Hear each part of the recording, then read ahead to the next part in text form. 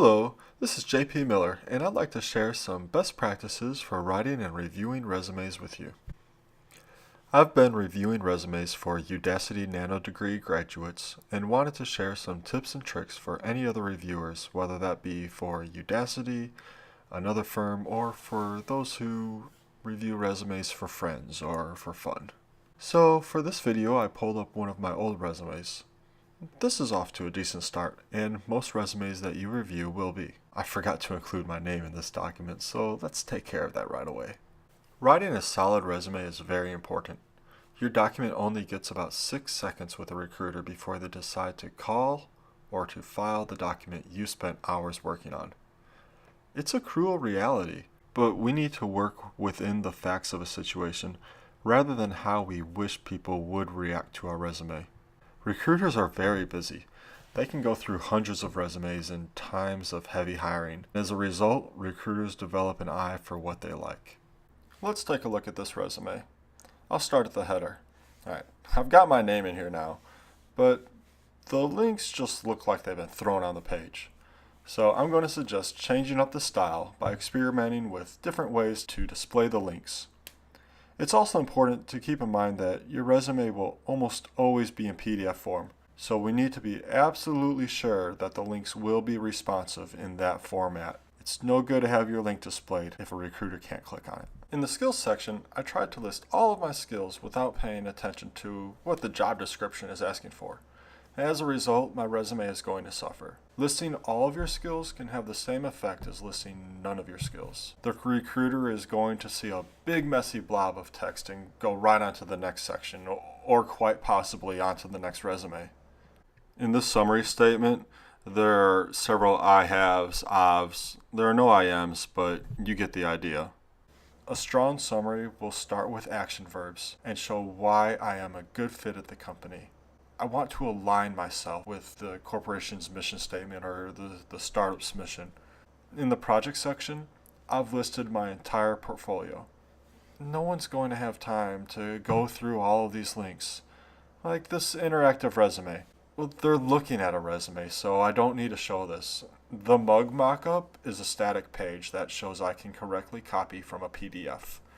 A good skill, but not the best work that I can show off on my resume. The neighborhood map, that was intensive.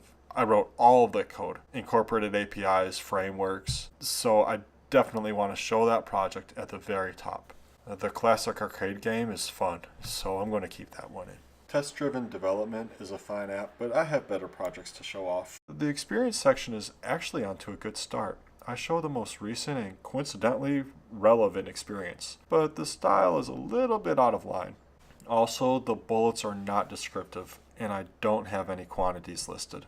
Moving on to the education section, this is pretty good, but Texarkana College was a junior college, and I have a BA now, so I don't need to show that. I'll keep Second City because I have room, and the entry can show that I have at least an ounce of personality and willing to step up with humor and charisma when needed. And styling is on to a good start, but the font size is a little small, especially the hyperlinks. So I'll try to raise the font, or at the very least make the hyperlinks a little easier to see. I also want my tabs to consistently align. When reviewing resumes, I don't just go through a document willy-nilly. I use a checklist, an excellent tool to have for use as a guidepost or a style guide. This checklist helps me ensure that the information in the resume is perfectly balanced. As you can see, there are several entries in the checklist. Building a good resume is hard work, but it'll pay off. You will receive interviews which develop interview skills, and eventually, you'll land a job that you'll be excited about working at. One that will respect you, and one that you will look forward to going to every day. There are a few things I'd suggest if reviewing this resume. First, clean up the skills. Tailor your skills to the job description. Get rid of any irrelevant skills under basic skills. For example, if you're applying for tech work, it's understood that you can use MS Office. The idea is to create a strong but concise resume. Superfluous skills clutter a resume and weaken the document as a whole. An essential tool to use when reviewing resumes is a list of favorite web resources. This is my go-to list when reviewing resumes. You'd be surprised at how often the same things pop up. For example, I'm constantly referencing 185 powerful verbs and how to quantify your resume for the projects and relevant experience sections. I also find myself referencing these resources for writing summaries. My favorite of the three is the Forbes article, How to Write a Summary That Gets Interviews. Referencing examples can give students inspiration for their own resumes. Every now and then I see lazy words, like etc. or ... So I pass along this piece, 13 ways your resume can say I'm unprofessional. Another resource I love is the study from Ladders that showed recruiters only spend an average of 6 or 7 seconds on a resume before making a decision to call or file the candidate.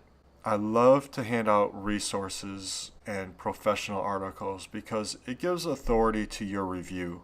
Anyone can just say, do this, do that, this is my opinion. But the professional advice can really help give that student a sense of direction and give her an idea of how she wants to design and format her resume. When I'm reviewing resumes for Udacity, I go through a rubric, commend places where the student did very well, and offer helpful suggestions for areas of improvement. As mentioned, I use as many relevant resources as possible without drowning the student in hyperlinks. So reviewers need to have balance also. The most important thing to remember is to be kind in your reviews and patient with submissions. People spend many hours writing and formatting a resume. Creating a powerful document is not easy. Writing concisely and quantitatively requires great effort and several drafts. Resume writing is a very personal project. In essence, a resume asks an employer to validate one's entire career. So treat reviews with their due respect. And finally, I would offer similar advice to anyone working through their own resume. If you receive a submission with a note saying something to the extent of, I'm tired of working on this resume, or I just want to be done with this process, don't take those words personally. Offer the best possible advice you can.